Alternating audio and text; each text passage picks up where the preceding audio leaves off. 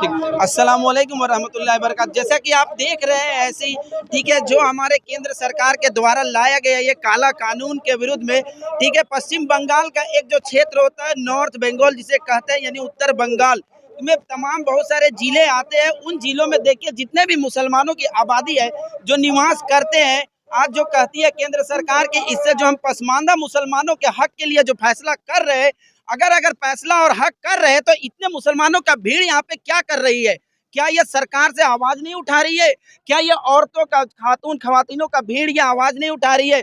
इसी आवाज को और बुलंद करने के लिए इन क्षेत्र के जाने माने सामाजिक कार्यकर्ता से लेकर आलिम दीन से कुछ हम बातें करेंगे और आपके बीच में उनके शब्दों को बताएंगे। जी हाँ, तो आज हमारे बीच में है ठीक है बानरहाट के आलिम दीन ठीक है मौलाना साहब, मौलाना नूर अली नदवी साहब से कुछ पूछते हैं कि आज ये इस चीज के बारे में क्यों जरूरत पड़ी, ये प्रोटेस्ट लाने की जरूरत क्यों पड़ी। अस्सलाम वालेकुम वरहमतुल्लाहि वबरकातुहू। आज हम तमाम मुसलमानों का ये इज्तिमा और ये जुलूस सिर्फ इस बात पर है कि जो सरकार ने जो मुसलमानों के ख़िलाफ़ जो वक्फ कानून पास किया है, ये सिरे से मुसलमान और उनके हुकूक के खिलाफ है और संविधान के भी खिलाफ है। इसलिए हम तमाम मुसलमान, लेकिन सरकार तो कहती है कि ये पसमानदा मुसलमानों के नज़र के लिए, उसके जो महीसत को मजबूत करने के लिए, जो उनको हकों को जो लूटा गया, जो चुभा गया, उसके लिए हम ला रहे हैं। सरकार कह रही है जिनके फ़ायदे के लिए कह रही है, वही जो जिनके फ़ायदे के लिए गिना रही है वही लोग अक्सर रास्तों में, रोडों पर, सड़कों पर क्यों खड़े हैं? अगर उनका फ़ायदा, हमारे फ़ायदे को हमसे ज़्यादा सरकार समझ रही है कि हम समझ रहे हैं। क्योंकि ये जो क्षेत्र है ये तो ज़्यादातर हम कोई किसी जाति का नाम नहीं लेना चाहते, लेकिन देखा जाए तो ये अंसारी मुसलमानों का ज़्यादातर क्षेत्र है और अंसारी मुसलमान तो वो पसमानदा मुसलमानों में आते हैं। तो फिर अंसारी मुसलमान क्यों रोड और रास्ते में आ गए? क्योंकि उनको मालूम है कि ये हमारे हक को छीना जा रहा है। जो हमारे ये मसाजिद हैं, जो हमारे मदारिस हैं, जो वक्फ की ज़मीन पर कायम है, इनको छीनने की एक साजिश है।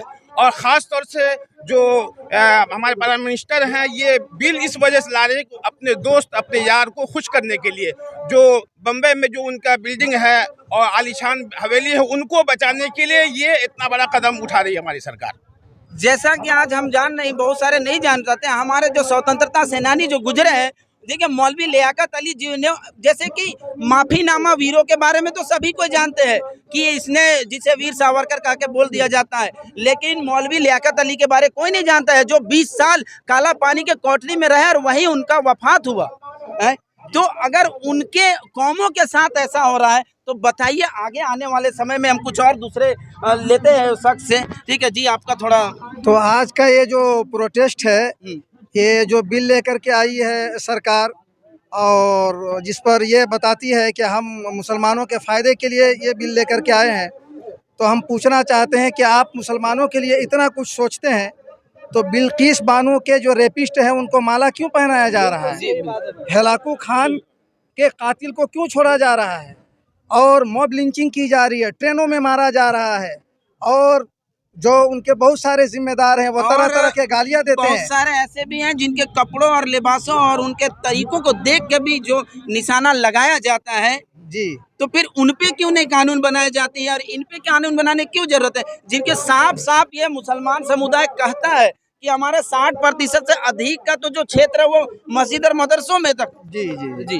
तो ये जो कानून लाया गया है ये मुसलमानों के भलाई के लिए, लेकिन जो इसके अंदर जो नमूने पेश किए गए हैं और जो इंदराज हैं सारी चीज़ें, वो हमको सरासर ये महसूस हो रहा है कि ये सरकार हमारी सारी ज़मीनों को और हमारी जो सारी प्रॉपर्टीज़ हैं उनको ये हड़प करना चाहती है।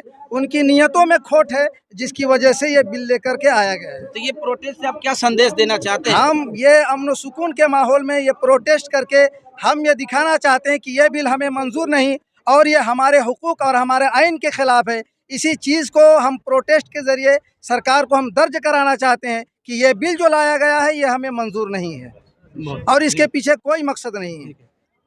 बहुत बढ़िया, तो बस ठीक। बिल बर्दाश्त है। इसमें जितना भी सेक्शन है, हर सेक्शन में इस तरह से छेड़छाड़ किया गया है जो जिसके लिए ये वक्फ बोर्ड थी वो उसके हाथ से, उसके ग्रिप से बाहर जा चुकी है। ये पूरा अमेंडमेंट से ही हम लोग मुकाबलत करते हैं और इसको हम लोग एक्सेप्ट नहीं करते हैं। इसमें हम लोग चाहते हैं कि जो पहले थी उसमें कुछ गुंजाइशों के साथ हम लोग कबूल करेंगे। गुंजाइश का यानी ये होता है कि गवर्नमेंट अंडरटेकन तो पहले से थी, गवर्नमेंट हस्तक्षेप करे, पर इतना नहीं कि वक्फ प्रॉपर्टी पूरा गैर मुसलमान का हो जाए और मुसलमान मुसाफिर हो जाए उसमें, यही बात है। आगामी दिन में ये आप लोग का आंदोलन किस तरह से आएगा? अभी जिस तरह से कोर्ट में हमारे PIL दाखिल की गई है, आगामी 16 तारीख से सुनवाई है। हम लोग देख रहे हैं क्या रिजल्ट आता है। उम्मीद है सुप्रीम कोर्ट पे फैसला हमारे हक में होगा।